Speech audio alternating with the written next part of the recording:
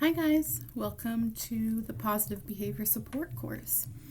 This section provides introductory information about positive behavior supports by discussing some principles and practices which have been effective in supporting many people with developmental disabilities. The positive behavior support planning process and how people use behavior to communicate are also discussed. So what is positive behavior support, or PBS? PBS is a person-centered approach to addressing challenging behavior by changing the surroundings and support while teaching the person new skills to better communicate and provide more choice and control over their life. PBS is the preferred approach adopted by the DBHDS to ensure that people have supports to be successful, rather than eliminating difficult behaviors.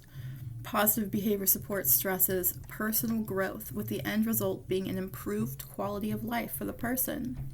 Minimizing problem or challenging behavior is a secondary goal. More training about positive behavior support practices can be obtained by DBHDS staff.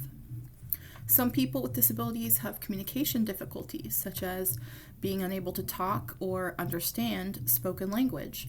This can get in the way of expressing their needs and feelings in typical ways.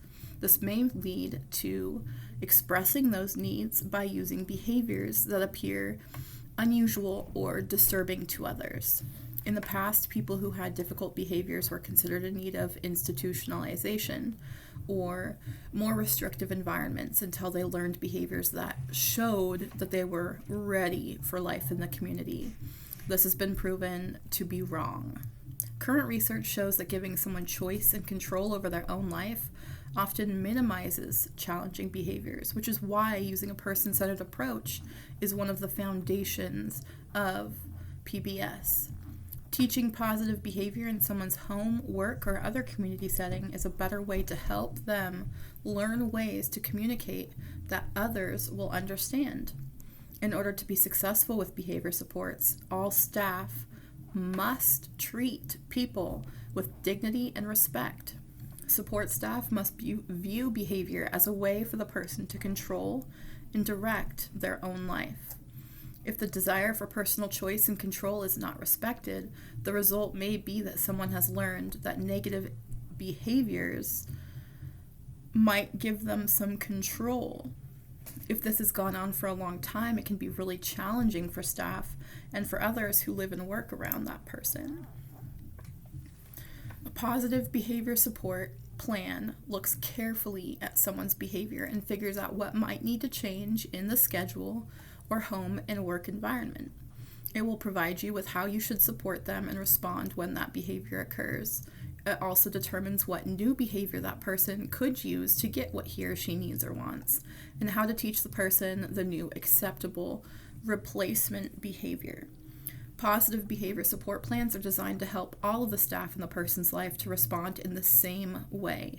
Just as you may not like things day after day, PBS plans need to change over time to meet the person's needs as they grow in order to remain effective. Writing a behavior support plan will not be one of your responsibilities as a DSP. However, the professional who does develop the PBS plan will need to seek your help in trying to figure out why the behavior is occurring. If you regularly support the person, you may be an expert on the way that they behave, and your input is extremely valuable to the person who is developing that plan. You might be asked to provide some information to help pinpoint the purpose of the behavior and when the behavior occurs. You should think about what's going on at the time of the behavior, who else is present in the environment, what happens right after the behavior occurs. There are other things to consider about challenging behaviors. They're not just challenging behaviors. There are certain behaviors that may be irritating to us, but sometimes if a behavior does not harm anyone, it may be best to ignore it. Some people with disabilities lead extremely lonely lives. Could you imagine what your life would be like if you had nobody in your life who was available to listen to you or to provide you with attention? It's really important that everyone knows that there is in some time each day where they can receive unconditional attention. Providing people with this unconditional attention may eliminate their need to use negative attention behaviors. When behavior places anyone in danger, ensuring safety and decreasing risk are most important.